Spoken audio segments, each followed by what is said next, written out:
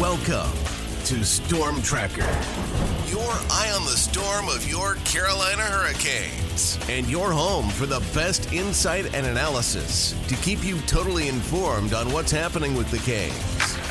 Whether it's the latest news on the ice or off the ice, we've got you covered. Now let's begin. Here's your host, Tom Ray.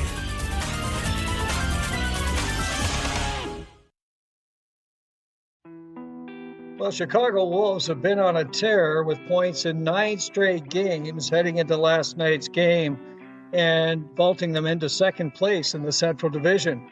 The Wolves have been led by the top line, Ryan Suzuki, Bradley Nadeau, and Justin Robidas, along with strong contributions from Skyler Brind'Amour and D-man Dominic Fonsori. In addition, goaltenders Zamir Miftakov and Caden Primo have been sharp. Joining me to talk about the recent run of the Wolves and what to expect in the coming months, I'm delighted as always to welcome in Storm Tracker Insider for the Chicago Wolves, Andrew Rinaldi. Hey Andrew, how's it going? Happy New Year, Tom. It's if it's going any bit as good as 2025 went, I think we're going to be all set here in 26. Well, listen, Happy New Year to you as well, Andrew, and I hope that the holiday time was good for you. I might be about 15 pounds heavier than I was heading into it, but you know what? That's a good thing, right? Yeah, well, it sounds like it went well, and I'm delighted and hope that the folks listening or watching had a great Christmas and holiday time as well. Okay, so the Wolves playing some great hockey, as I mentioned, heading into last night's game against Grand Rapids. Obviously the best team in the league by far. They have been on a bit of a tear. They've gone 9 games, earning at least 1 point in each of those games. And they've been doing it with call-ups to the Canes, injuries, whatever. And they're sitting at second place in the Central. That's not bad at all. What can you tell us about your thoughts about the Wolves right now?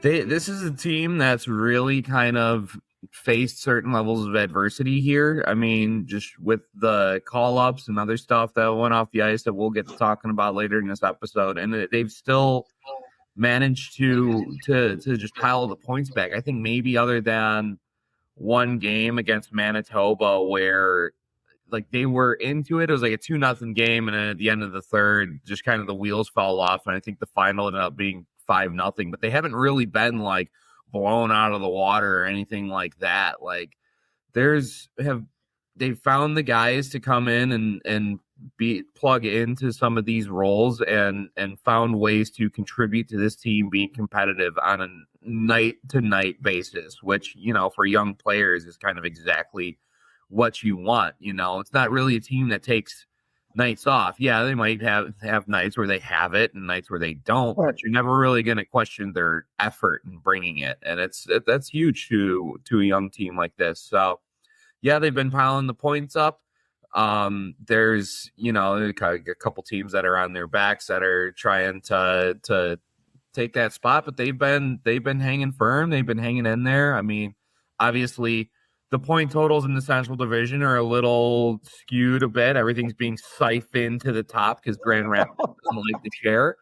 But the Wolves are giving everyone that comes at them everything that they can handle, and I've really liked kind of what I've seen the first half of the year. It's hard to think that we're like halfway through the season already, and you know, it's just kind of if they can continue to maintain that effort, you know, it's just going to lead to more points in the standings by the time it's all said and done.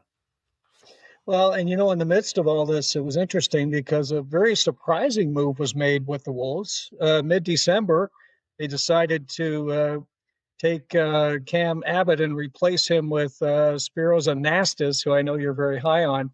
That was a bit of a surprise. I think a lot of us kind of saw that and wondered, what's going on here? Now, what did you see? Yeah, I mean, the Wolves were in third place at the time. It wasn't like they were down at the bottom of the division. And it came out of left field. There was, you know, there wasn't a whole lot of explanation, at least at the surface level, from Carolina on why this move was made, and for Chicago, Carolina and GM Darren York kind of handled their whole hockey ops. So Yes. the Wolves business is just kind of like, well, this is the move that we're making here. And I know that there's certainly a lot of speculation because if you're not at the bottom of the standings and this kind of move gets made, you immediately start to assume the worst. And everyone that I've had had chats with about this is it's not necessarily a matter of like this. I mean, Cam Abbott's been a great guy to all the guys in the locker room and outside. It's just, I think it just had some philosophical differences between what the organization wanted, what he wanted. And I mean, he's still in the Carolina organization in another capacity. His twin brother still runs in hockey operations. So it's not like, right before Christmas, all right, we're just going to kick Cam to the curb. You're fired. That'll be an interesting holiday conversation at dinner. No, it wasn't anything like this. And it's odd for sure. Like it's just kind of in my nature to be like, okay, there must be more. And sometimes there's not.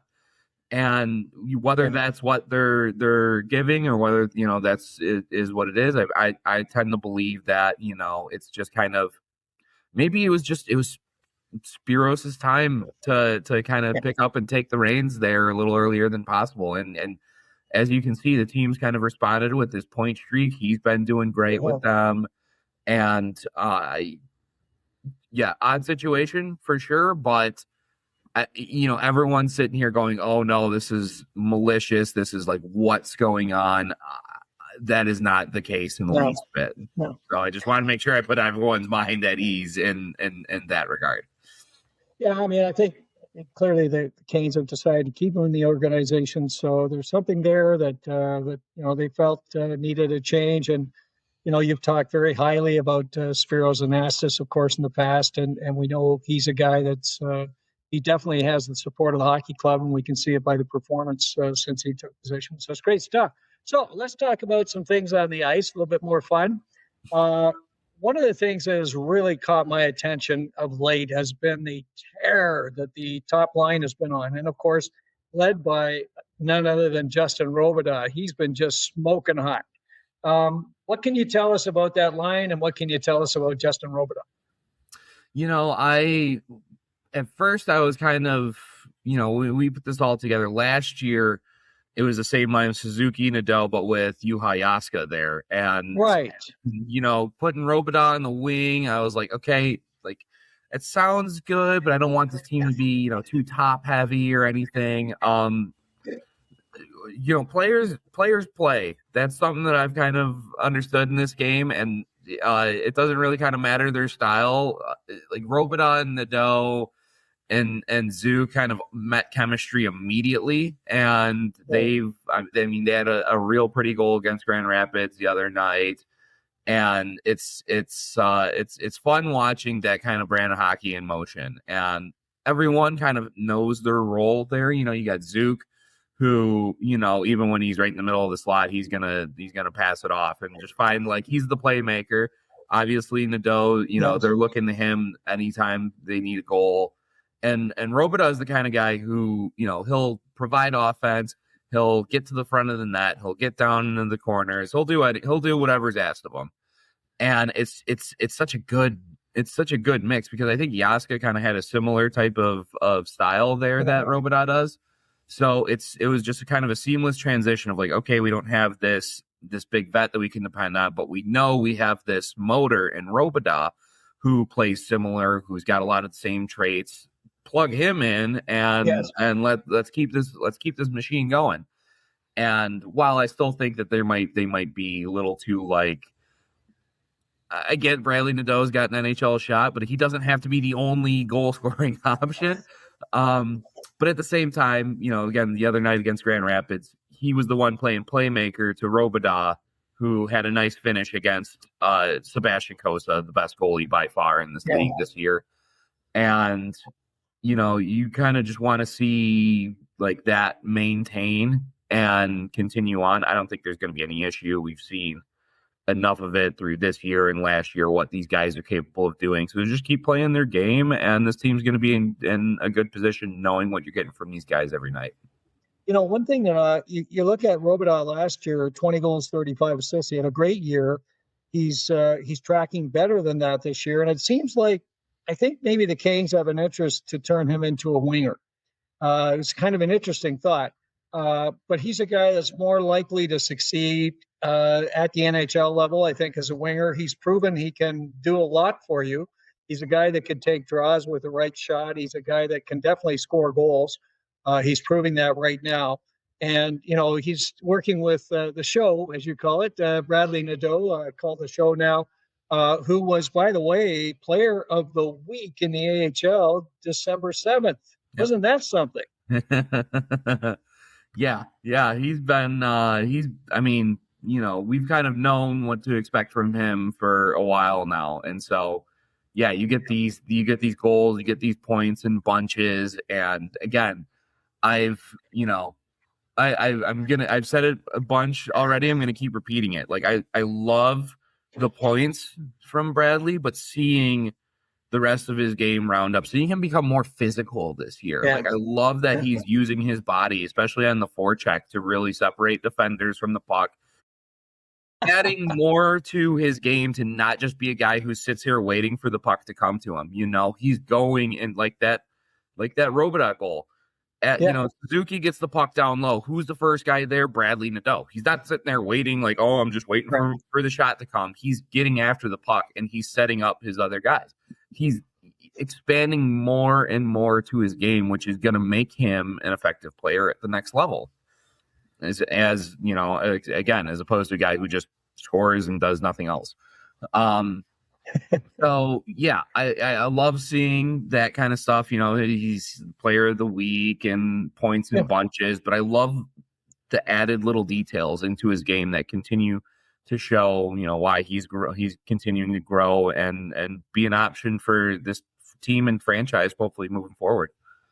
Well, and there's an interesting scenario here. I mean, we look at some of the challenges of the Hurricanes right now, and the Canes, they put a lot of their eggs into one basket. Of course, they've got their big line now, which is really starting to look interesting with Ehlers, Svechnikov, and Aho. Mm-hmm. They do have Jarvis coming back, but quite frankly, they're a little thin on the wings and for scoring. And you wonder if at some point they're going to start to consider, hey, maybe we should be taking a better look at Bradley Nadeau and putting him on, up in a place where he can actually get some offense for the Canes.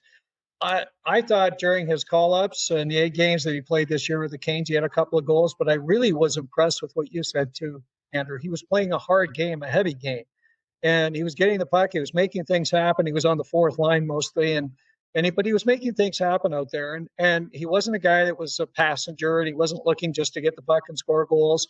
I think he's become a much more complete player. And I think he's very, very, very, very close if he isn't ready right now. Nadeau, love him. And as you call him, Zook, he's always there. He seems to be playing very well right now and actually scoring the odd goal, which is kind of fun. I know that's a rarity for him. He has just 4 this season, but he's a guy that, again, you really like what he does. So that line clearly is the engine that makes it happen for this Wolves team. But somebody that I want to talk about a little bit, and I seem to be maybe his biggest booster, and that's Skyler Brind'Amour. He's been scoring some goals. He's a guy that defensively, you can count on him. He's solid in the face-off dot. He even showed this with the Canes. He's a guy that you can bring out there, and he's going to do some heavy lifting. And if he adds offense to the mix, all of a sudden, you got a player that's very interesting. And I think, from what I've seen, he seems to be playing well this year. Yeah, he's adding a lot to his game that I wasn't really like. Not to say that I was like, I didn't think he had a ton of offense to bring to his game, but he's showing more, and he's doing it more consistently. So he's not quite just that guy who, would be out there to take the face off in overtime and then go and skate back to the bench for a line change. He's becoming a more rounded player in all 3 zones, honestly. And I think kind of being on Josiah Slavin's wing, or Josiah Slavin being on his wing, right, And, you have that veteran presence. For a while. They often tag team together on the top of the key in the penalty kill. And it's showing in dividends. It's showing in the ice time and in the numbers as well. I had to check because I was like, I just wanted to make sure and double check myself. But yeah, he's on pace for career high and numbers offensively as well. Yes, definitely. And yeah, and so when you can, again, it's almost similar to kind of like to like with Nadeau. On the other side of things, it's like, okay, what you're getting from Brind'Amour defensively. Yes. What you're getting in the faceoff dot, what you're getting in the penalty kill. You're getting someone who's defensively responsible, who's smart, who knows how to read the game. Now you're getting a guy who's going back on the other side with the puck on his stick, and who's chipping in a couple of points here and there, and that just adds so much more to your team. It takes the pressure off of that top line that seems that, it needs to go out there and pot 3 or 4 to give you guys a chance every night. And the coaches love that kind of guy that they know that they can rely on like that. So it's, I've said it before in this podcast, I was never, not that I wasn't ever really sold on bringing Skyler Brind'Amour in, but I always felt like it was a name to bring in. And I'm glad to have been proven wrong time and time again about that, because this guy, he brings it every night, and I enjoy watching him. I think he can play, and watching some of the highlights in December, he's making some excellent offensive plays, and again, chipping in where he's needed. He's just like Jordan Staal in many ways, right? He's doing a lot of heavy lifting out there at center ice. He's playing big minutes and he's getting it done. So I'm really pleased for him. He's got 9 goals in 29 games, so he's definitely on track to have his best season in the American Hockey League. And I hope he pots more than 20. I think it'd be great. Now, on the other side of the ledger, a couple of guys that I was kind of hoping to see more from. Felix Unger-Sörum. Now, he was on a tear, and we talked about him last month. And oh boy, Felix, he's incredible now. He's found his way, and he seems to have quieted down just a little bit. What's going on with Felix? I think it's there's a lot of good habits that I still see in his game. On the power play, I saw he had a real shifty play the other day that set up, I want to say it was Bayreuther. It was about a week ago, so he was still in Chicago. Okay. And it just doesn't go in. Now, I don't think it's coincidental to see Felix's drought coming in a time when the offense has also been struggling across the team as a whole. Yeah. The Wolves have scored, I believe the number was 11 goals in their last 7 games. The offense hasn't been gelling like it was earlier in the season. So you see the zeros and you start to assume what's going on? Is he playing bad? I don't necessarily think he's playing bad. He's a playmaker. So to get those assists, you got to have the guys on the other side to start to bury. And some of the guys like Evan Vierling that he was playing with have been shifted around, and they've kind of lost some of their hot scoring touch that they had earlier in the season. But, this is kind of, it's not necessarily a good thing, but I see it as an opportunity for this kid because, early in the season, feeling confident, feeling great, and lighting the world on fire. Okay, now here's some adversity thrown to you. Because I tell you what, if you're going to make it up to the next level, you got to know how to battle through, because it's not going to be all daisies and roses up there either. So I'm very interested to seeing how Felix responds to this adversity. Is he going to kind of fall back how he was last year, where now you start seeing him second guessing his options and maybe forcing some plays that become turnovers? Or is he going to keep playing that brand of hockey that was successful for him earlier in the year? And I get a feeling that he's going to lean towards the latter of that. And I think it's a matter of, what was the number? The Wolves power play is hitting somewhere around 14%. Wow. And it's kind of rough. Now, again, I get it. Nadeau's been called up back and forth. Fensori's been called up back and forth, and things are shifting around. But that means opportunities. That means, when you're out there, get the chance to go and make something happen and shoot the puck just a little more. It's almost kind of like Ryan Suzuki syndrome where he's you got a shot, use the shot. And so, just, I think a few things to just tweak out, and to get right back on the pony. I don't think he's very far off, but when the margins are paper thin, it can, a little drought can seem like a bigger deal than it actually is. Well, and last month, and when we talked about him previously, he was smoking hot on the power play. That's where he was scoring. He seemed like he was really getting comfortable with firing the puck, and he seemed to be. We talked a lot about that. His shot was much more definitive, and he was getting in there and scoring.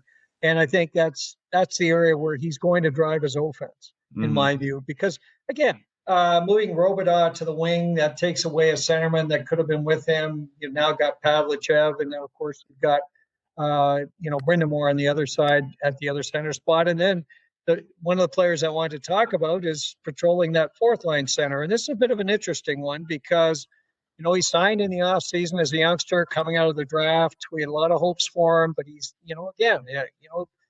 kind of like in some measure, Alex Nikishin with the Canes. You don't just come in and, take the world by storm. You've got to, earn your spurs and get in there and, take some of the tough stuff with the good. And I'm talking about Ivan Ryabkin, of course. and Ryabkin is a guy that has huge potential, but not going quite right for him yet, I guess. What's going on with Ivan?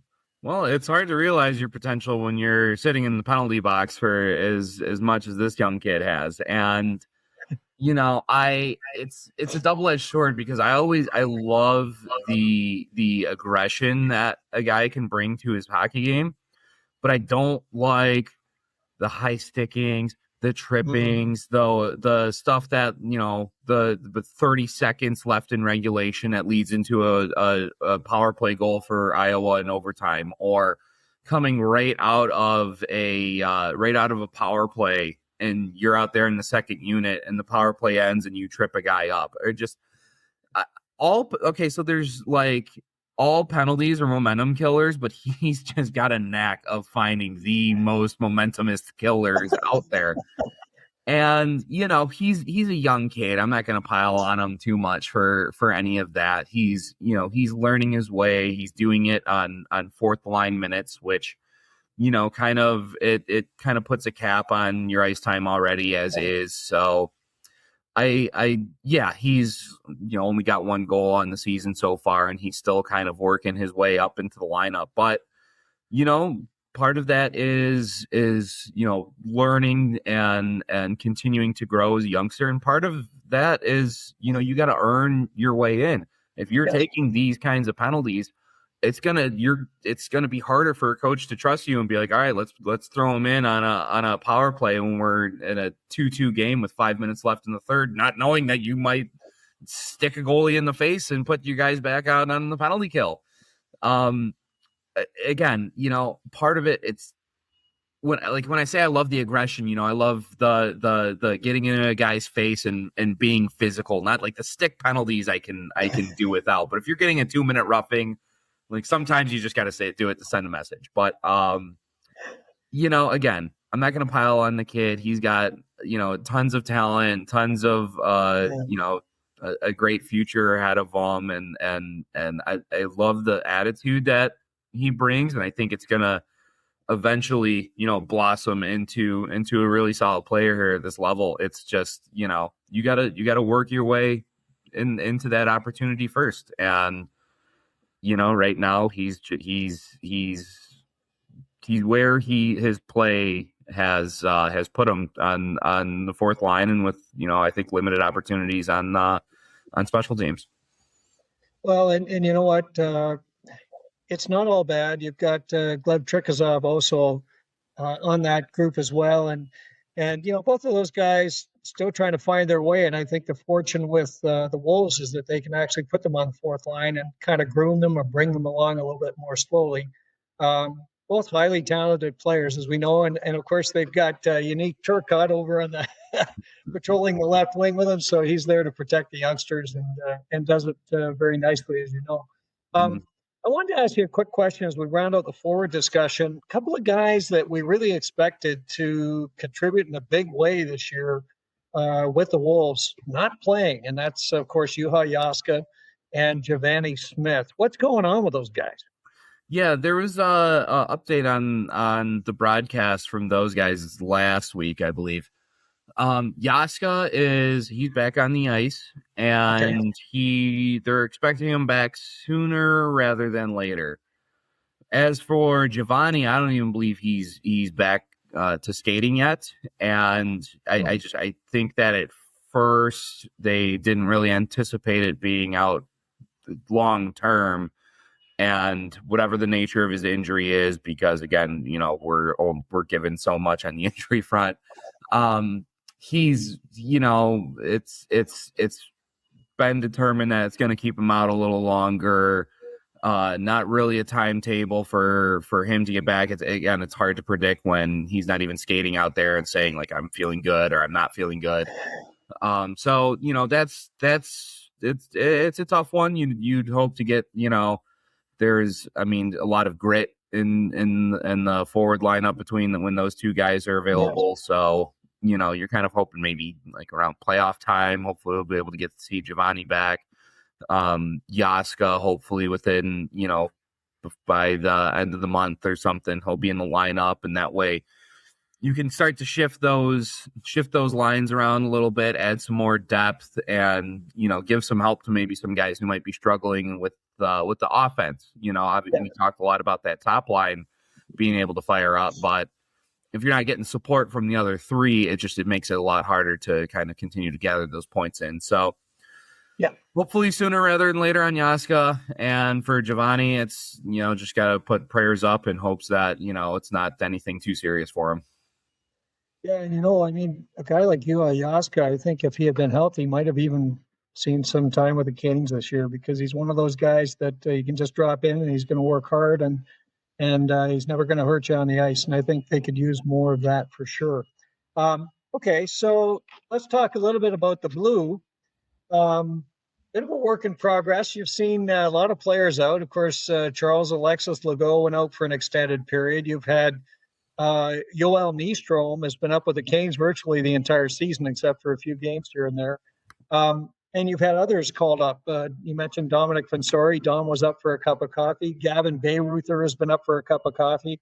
All of these guys kind of, in transition here through the season, and they were expected to be key parts, of course, of the Wolves.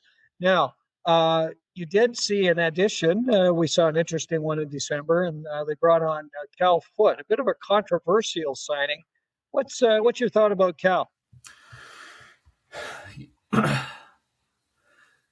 He's I'm trying to it has been very controversial having him in the lineup and everything. I'm just trying to talk about the guy on the ice.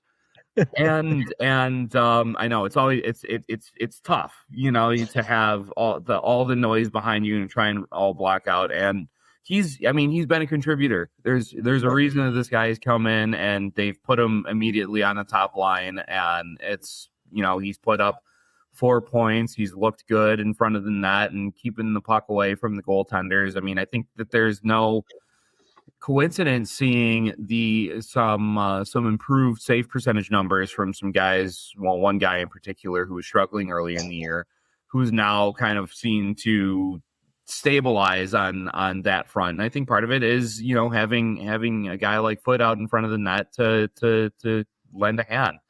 Yeah. And again, it's when you've been had a lot of I guess chaos on the blue line with 3 guys called up at a certain point. You do need a bit of a stabilizing force there. Yeah. And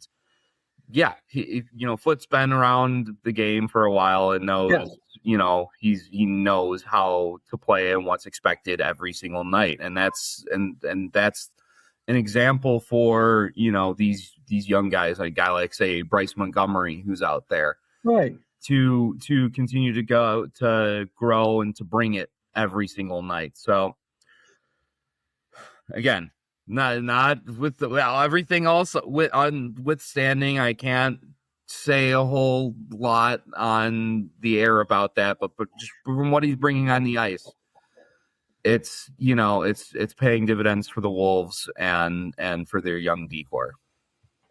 Well, and I think, with all these players missing at different times, of course, they've been relying on, as you said, Montgomery and even Alexei Himasalmi to play, significant minutes for them. And they were not really expected to be regulars at one point. I think Himasalmi was probably the seventh defenseman, and Montgomery was earmarked for the Gargoyles. So kind of an interesting kind of turn of events there. And again, both of these guys have been filling in and doing an admirable job.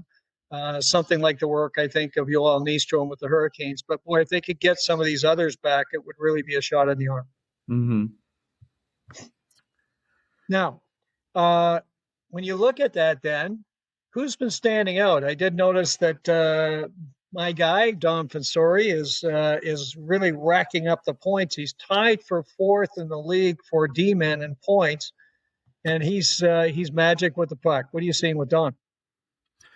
I mean, yeah, I know you're a big Fensori fan. I know I am as well. And I don't know if this was within the window of the last time that we had a chat, but a game against Milwaukee, I think it was Jake Lucchini tried to bully him, and he fell into the same kind of mistake where you think, Dom's just, he's under 6 foot. He's, I can grab this guy and push him around, and no, Dom got the better of him in that one. And, I would think that, this is his third season in the AHL now. Yes. That some of the opponents, especially, in these divisions where you see each other so frequently, you'd start to learn that, this guy is just a bulldog back there. And it's beyond just size, he's just so smooth on his skates. He's got a great eye to distribute the puck and to continue, and he knows when to jump forward and to lend a hand on offense, and when he's got to stay back and protect the house. And I just, that's one of the defender's best attributes is their mind, and just knowing what you got to do when you got to do it. I mean, yeah. A lot of times jumping up is the smart play, but you know what? If they're coming back the other way and you're left on an island, it's not really it's not really conducive. So I think he's done a better job as the years gone on of picking his spots and knowing what to do. I think he does a great job defending the house and his own end, and he loves getting into it. Again, this is like, he doesn't go looking for trouble or anything like that, but when trouble comes to him, and you think you're just going to bully him, he's going to bulldog you right down to the ice. And I love that about him. He's been with all these other call-ups and everything, he's been the guy and on the blue line. Along with, when he was here, I really enjoyed Gavin Bayreuther as the veteran pairing up there with him. And, but he's taken so many good positive strides in his game over the last couple of years. It really has been awesome to see Dom kind of continue to grow and mature as a player at this level. Yeah, and I think Dom's getting to that stage, Andrew, where he's going to be of interest to other teams. He's a guy that can quarterback a power play. He's definitely proven he can kill penalties now. He's solid defensively, and he's accountable back there. He doesn't have a lot more to prove, I don't think, at the AHL level. And I believe that he's a player that other teams are going to come calling for if the Canes are trying to do deals that include prospects. So, yeah. And you know what? For me, I just love to see Dom in the NHL because, like I said before, I'm a huge fan of Dom's. Gavin Bayreuther has been an interesting one. As we know, he came in take that role of a Joakim Ryan or Ty Smith from last year, a veteran that can come in and help these youngsters like Dominic Badinka or, whoever in the blue. And when he's been there, he seems to have played very, very well. What have you seen with Gavin? I don't think that he was anticipating the role that he had on this team when he came in at first, but I mean, at this rate, it's hard to give anyone like the number one number on this squad. I think they do a good job of kind of spacing everyone out, but I feel like Bayreuther just kind of feels like the number one guy at this point in terms of who you can depend on in all three zones. He's been able to contribute a lot offensively, more so than I was actually anticipating from him. He's been an anchor on the defensive side. He's been great in front of the net. I've really come to enjoy Gavin Bayreuther and what he's brought to this game. On top of I've mentioned just being a veteran, being a leader in the locker room, and just what that does for guys like Badinka and Heimo Salmi and all that. It's more than just the habits on the ice; it's the habits off the ice as well. Right. And he's been he's been a great leader for these guys in the locker room and everything, and they all look up to him. And it shows on the ice the impact that he has off the ice as well as a leader for this whole core and this whole D unit. And that's something I want to talk to Spiros about, and in terms of how he attacks the D unit now versus when he was as an assistant coach and everything. Exactly, and handled the D, right? Exactly. So, but Bayreuther's been he's been a huge part of that since the beginning of the year, and as the call-ups came, it's been even more apparent. And I think he's going to continue to carve out that number one role as the year goes on. As long as he doesn't get any more call-ups to Carolina, I hope not. But I think at some point he may get pushed, and I say that because, of course, if Charles Alexis Legault and Joel Nystrom return to the Wolves, all of a sudden you're going to have some really top defenders. I think the D-corps could be interesting. I mean, you think about Bayreuther and Don Fonsori and Charles Alexis Legault and Joel Nystrom and Cal Foote and Dominic Badinka, Alexei Himasalmi, and so on. That's a pretty good D-corps. Mm-hmm. Yeah. So, yeah. I look forward to it. I hope it happens.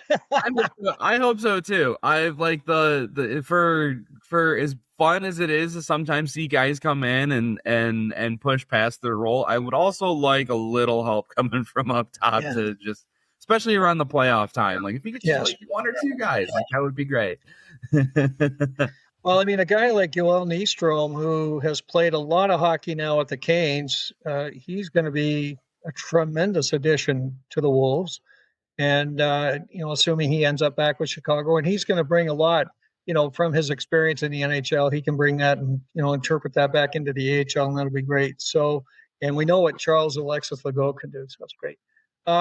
Okay, so E-Corps, kind of a work in progress. We'll continue to monitor that. Again, a lot depends on injuries and call-ups and all the rest of it. And we've talked a lot about that nobody really cares. That's the way the AHL is. You see players come and go for whatever reasons. In any case, we'll keep an eye on that. Now, let's talk goaltending, because this is an area that I've really, really been excited about. Now, the big news, we talked about it last time, was, of course, Caden Primo grabbed off waivers, sent down to the Wolves, where we expected him all along. And then Amir Miftakov. Now, Miftakov had come off just a terrible training camp with the Canes. It started kind of slowly with the Wolves, but he has been sensational lately. What can you tell us about Miftakov? He just seems so much more stable and sure of his positioning in net. Like, I felt earlier in the season, when you saw him moving laterally, he's just like flopping all over the place. And like, yeah, it might work for Dominik Hasek here and there, but it's not necessarily like what you want to see your goalie doing in the crease, going for a swim like that.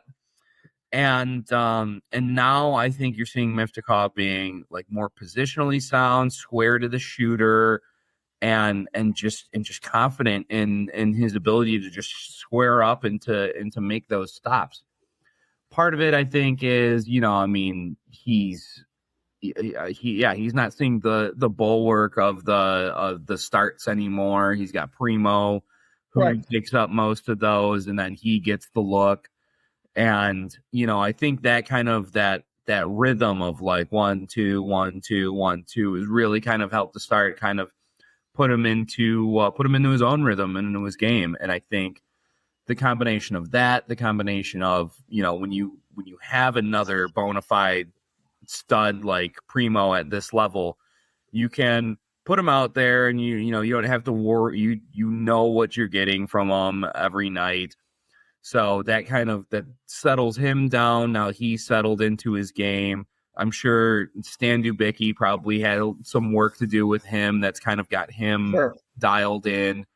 And really, I think a lot of it, again, with goaltending, it's such a between the ears position that, once he's kind of got settled in and comfortable, he's kind of been able to do his thing. I think before the Grand Rapids game on Friday, he'd won like 4 games in a row. So again, just building confidence, feeling good about yourself. That's half the goaltending. And then again, when I say how good the defense in front of him has been playing, it helps out so much more. That just makes their job easier to, you can see the puck. It's a lot easier to save the puck.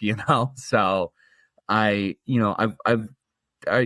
gotta admit, I was a little worried about him at the beginning of the year, going this guy who was playing pro over in Europe, and he looks like a rookie. But no, once he got settled in, he's been looking really good over the last month and change. So I'm really happy to see that out of him. Well, Stan Dubicki, of course, has had great success with the Russian goaltenders, as we know. And he had a lot of work with Piotr, and he's done some good work with Ruslan Kazeev. Miftakov, the Canes saw something in him. They signed him for a reason. So we knew he had come off some tremendous years in the KHL. Interestingly enough, the numbers for Miftakov and Primo are very close. Yeah. Miftakov is a .912 save percentage and Primo 914. And on the goals against, Primo's 2.45 and Miftakov 2.47. It's insane how close they are. But a great story. And I think giving some veteran goaltending. We know that Primo is starred consistently at the AHL level. And we're seeing some great goaltending out of Miftakov now. So, and you know what? This idea of alternating goaltenders was something that worked extremely well with the Hurricanes when they had Pyotr Kochetkov and, of course, Freddie Anderson alternating. Those guys were sensational. So it's a good proven technique. And I'm sure Spiros Anastas is delighted that he's got a couple of goaltenders he can count on these days. And I know that not far behind is Ruslan Kazeev, who's been doing some good work down with the Gargoyles. So it's all good with the goaltending side. Okay, so anything else from your mind before we go into final thoughts? So, for those of our listeners, which I assume is all of them, that aren't as familiar with, with the AHL and everything, the Grand Rapids Griffins have a record of, after last night, I think 28-1-1-1, which is, I know it sounds kind of weird at the end. It's one overtime loss and one shootout loss, one regulation loss, and then 28 wins. So if you thought that, Colorado was doing some really extraordinary stuff, Grand Rapids right now is on pace to just, shatter AHL records in a league that's been around for 90 years. So they're doing some really incredible stuff. This past weekend was a bit of a litmus test. I thought the Wolves played one of their best games of the season on the road on Friday. They ran into a really well-coached Griffins team with the best goalie in the league this year, and Sebastian Koza, who had 47 stops and turned them away each time in the shootout to give that's just what these teams do, right? Even when they don't play their best game, they find ways to win. And then on Saturday, they kind of flexed their muscles and really thoroughly dominated the Wolves. And you saw kind of where the bar is for, what really good team. I mean, this is a historic team. This is even better than kind of what you're usually used to seeing out of this league. But I think it's good for these guys to run into a team like that every now and then, and just kind of like, oh, you're going in on this nice little point streak, and you're feeling pretty good about yourself. Here's a nice little reality check, and it's all. I mean, yeah, you're always gonna, and it's just how this game works. You're gonna get punched in the mouth, and it's all about how you respond. And I thought this team came out with their best effort on Friday. But it doesn't matter, because then the next game, it wasn't a bad effort, but it's Grand Rapids. It's what they do. And they came in and they showed you how to play. And so, you kind of want to see that Friday effort every night and kind of see what we're going to, what it's going to take to make stay into that second spot in the division and make a run and hopefully into the playoffs, where you're bound to run into this team sooner rather than later. Well, and they're going to see them very quickly, as you know, because at the end of this month, the 30th and 31st, they're back up against the Grand Rapids Griffins. So another opportunity, as you say, rightfully, Andrew, to show us where they are in their development. Now, what do you see coming up in the coming month? Any players to look at? Anything you want us to kind of keep our eye on? There was one player that made a play on Friday in Grand Rapids that kind of made me go like, whoa, where's this pen? Noel Gunler. And he stole the puck at the blue line, skates into the slot, and snipes a locker shot on Sebastian Kosa. And I'm like, where's this pen, man? I feel like I've been waiting years for like this kind of play from him. And I would love to see that happen more regularly with this guy again. I feel like I remember when he was a youngster on the Calder Cup winning team, and I'm like, I can't wait to see what we're seeing from him. And it's never really quite materialized for him. I don't know if Friday is a blip on the radar or if it's going to be a catalyst for something. If I'm going by precedent, it's probably just going to be a blip on the radar, and we're not going to hear this guy's name for another 6 games. But I'm hoping that kind of starts to, start to put it together. It's been how many years, man? Like, you get a certain, especially in this league, there's a shelf life, and you got to start making those plays with more consistency. And I genuinely hope he does. I'm not here to knock a guy down. I want to see him raised up. So he's a guy that I'm gonna kind of keep my eye on. Like, let's come on, Noel. Let's see more of that. The schedule that they got coming up here, it's a bit of a roller coaster. Away, home. Yes. It's just kind of where they're gonna, just the nature of the league. It's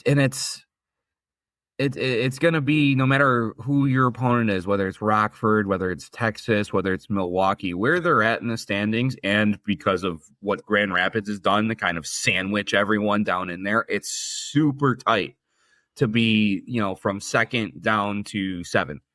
So, it doesn't really matter who your opponent is. Show up and keep bringing that effort that's had them stable in that 2 spot, so that way when it comes back around, you have that another home and home with Grand Rapids in a month. You're not bringing that effort from Saturday, you're bringing 2 efforts from Friday. Yeah. Well, you mentioned Noel Gunler. It's interesting. I've been thinking a lot about Noel Gunler lately as well. He was a 2nd-round pick by the Canes, and he just has not developed really at all. And I got to think that if he doesn't start to show something, he will not be re-upped by the Canes and will end up actually going back to Sweden. He's a guy that, at times he shows things, as you mentioned, Andrew, that you really think, wow, this guy could be a player. And he did some of that in the, prospect showcase He does that each year. He gets in the showcase and shows a couple things. You think, oh boy, this is going to be the year for Noel Goodler. But he just can't seem to put it together. So I'm with you. I'd love to see if he could maybe start to show some of the promise that the Canes had for him when they drafted him so high. In any case, as always, Andrew, it's been great fun talking Chicago Wolves.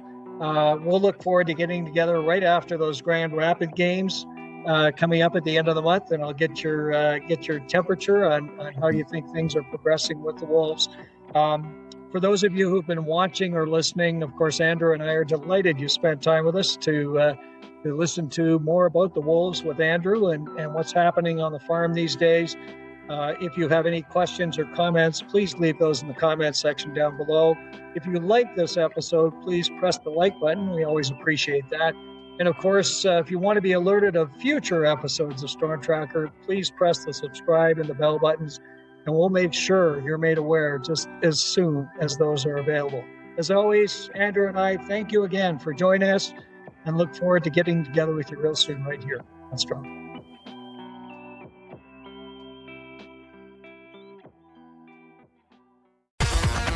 Thanks for listening. Be sure to like, subscribe, and tell your friends for everything with the Canes you need. Storm Tracker.